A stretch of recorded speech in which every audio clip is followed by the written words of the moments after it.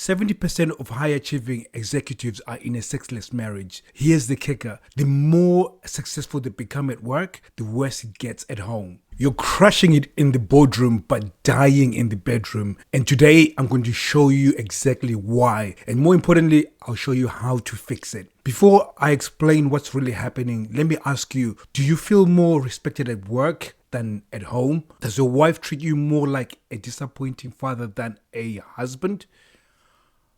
Are you working later just to avoid the cold nights? If you're nodding, you're experiencing something called Parental Echo Response. And it's particularly devastating for high achievers because it uses your greatest strength against you. Let me be brutally honest where this leads. Year one, your bedroom becomes a frozen wasteland. You start sleeping separately and the emotional distance grows daily. By year three, you're basically roommates. Your kids sense the tension. Your performance at work starts slipping. At around year five, you're either divorced or dead inside. Your legacy is compromised and your kids learn a broken model of marriage. And the worst part? Your career eventually suffers too because peak performance requires emotional stability at home. Here's what's actually happening. At work, you're decisive, respected, and in control. At home, your wife actively resists your leadership. You try harder using work strategies. She pulls away more. You retreat to work and the cycle deepens. Let me share a quick story. I worked with a CEO, let's call him James. Revenue was up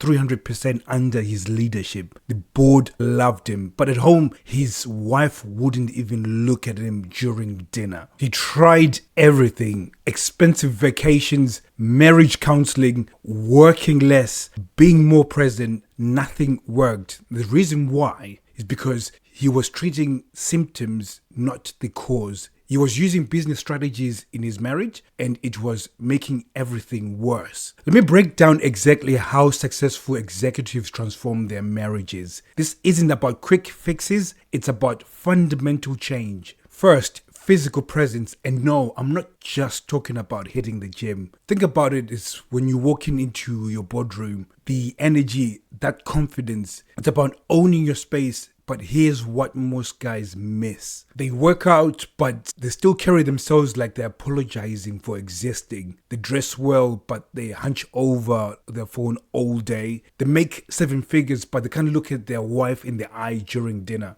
Now, true physical presence means moving with purpose, not just at work, but everywhere. Carrying yourself like you own every room you enter and developing a quiet strength that commands respect without saying a word. Secondly, mental mastery. This is where most marriage advice completely misses the mark. You didn't become successful by accident. You understand systems, patterns, cause and effect. But in your marriage, you're operating blind, and here's what you need to master. Reading situations before they explode. Understanding why your wife tests you, and yes, those are tests. Recognizing when you are being manipulated versus when you are being respected. Building responses that strengthen rather than weaken your position. It's like chess. Once you see the board clearly, every move makes sense. Finally, emotional authority. This is a real game changer. Most executives get this backwards. They think showing emotion means being weak, or they swing the other way and try to be therapists. Both are wrong. Real emotional authority means being unshakable without being cold, showing emotion without seeking validation, leading through strength, not force, creating space for intimacy without desperately seeking it. Let me give you a concrete example. One of my clients as CFO was consistently fighting with his wife about working late. The more she complained, the more he explained himself. The more he explained, the less she respected him. Here's how he applied these principles. Physical presence. He stopped consistently being apologetic at home, started walking with purpose, maintained strong eye contact during conversations. And then when it comes to mental mastery, he recognized the patterns of her testing his confidence. He stopped defending his schedule, and then he started leading conversations instead of reacting. With emotional authority, he showed affection from strength, not neediness. He remained calm during emotional storms and then created boundaries without creating walls. Within weeks, his wife stopped complaining about his hours. Within months, she was bragging about his success to her friends. The hours hadn't changed, but his presence had. This isn't magic. It's not manipulation. It's about becoming the kind of man who naturally commands respect and attraction. The kind of men you already are at work, but need to be at home.